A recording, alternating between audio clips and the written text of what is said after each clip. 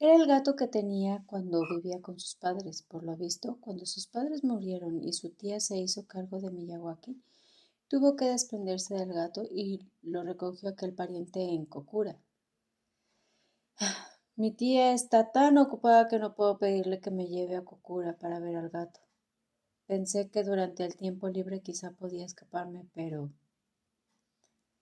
¿tantas ganas tienes de verlo? Era un miembro más de la familia, respondió con voz ahogada.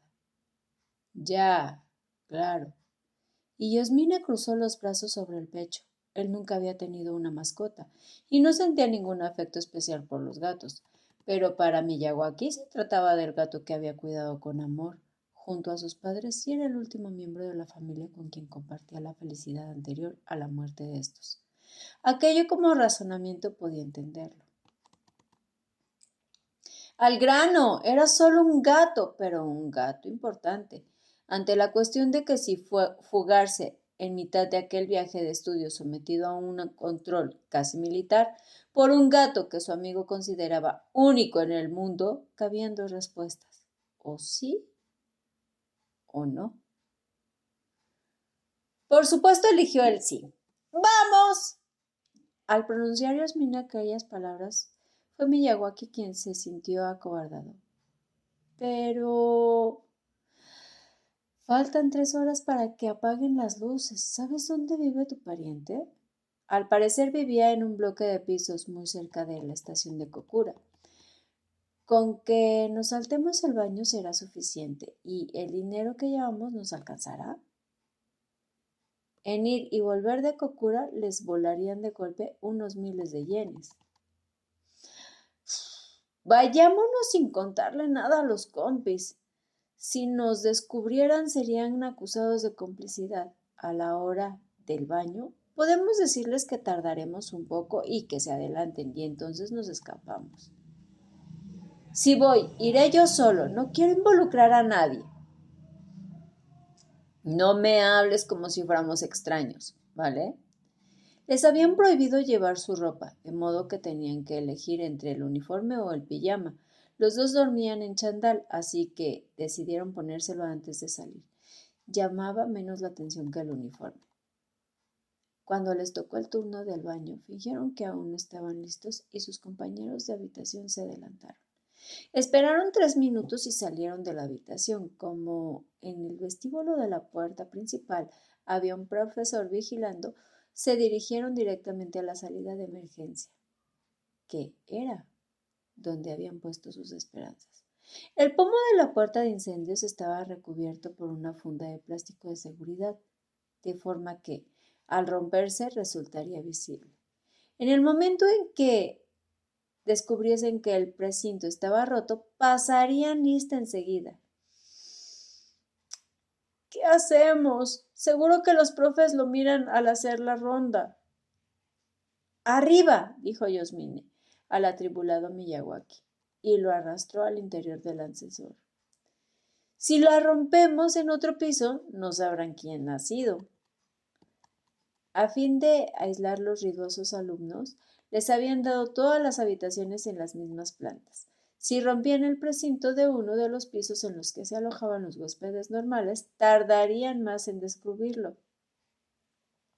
Les habían dicho que las habitaciones del hotel empezaban en el cuarto piso y que los participantes en el viaje escolar ocupaban las plantas cuarta y quinta y sexta. Cuando salieron a la séptima, estaba tan silenciosa que se sorprendieron de que aquel hotel pudiera ser tan tranquilo. ¡Adelante! ¡Vamos! Rompieron el precinto de seguridad, abrieron la pesada puerta de incendios y salieron a sus frías escaleras con un suelo de linóleo. Las bajaron corriendo.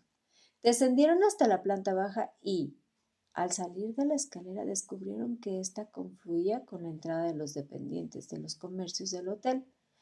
Cuando se disponían a salir al exterior haciéndose los desentendidos, alguien los llamó. ¡Hey, vosotros! Volvieron la cabeza sobresaltados y vieron a un empleado del hotel. ¿No seréis alumnos del viaje escolar? En su fuero interno hicieron chasquear la lengua. Por lo visto también le habían pedido al personal del hotel que vigilaran a los alumnos. No lo somos, respondió de inmediato Yasmine, e intentaron salir al exterior sin hacerle caso. ¡Esperad! El empleado los persiguió. ¡Corre, corre! Y en cuanto Yasmine echó a correr a toda velocidad, Miyawaki lo siguió. ¡Que alguien detenga a esos chicos! Ante la petición del empleado, de pronto se multiplicaron los obstáculos, pero consiguieron esquivarlos, huyendo de un lugar a otro, que por fin salieron al vestíbulo principal. La profesora de guardia era la tutora de segundo, la bella profesora compasiva. ¡Yasmine! ¡Miyawaki! ¿Qué estáis haciendo? Pensando tal vez que Miyawaki iba a rendirse, Yasmine le dijo: ¡Sigue! No pienses en las consecuencias. Miyawaki no se arredró, sino que aumentó la velocidad.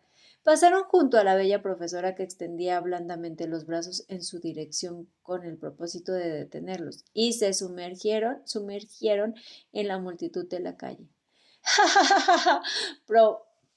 Prorrumpieron en carcajadas los dos.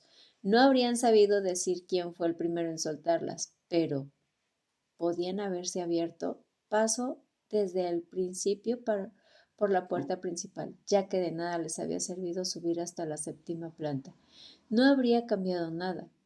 Mientras corrían dando esquinazo a sus perseguidores, Miyawaki se dirigió a Yasmine. Oye, diremos que nos hemos escapado porque quería salir de juerga por la noche, ¿vale?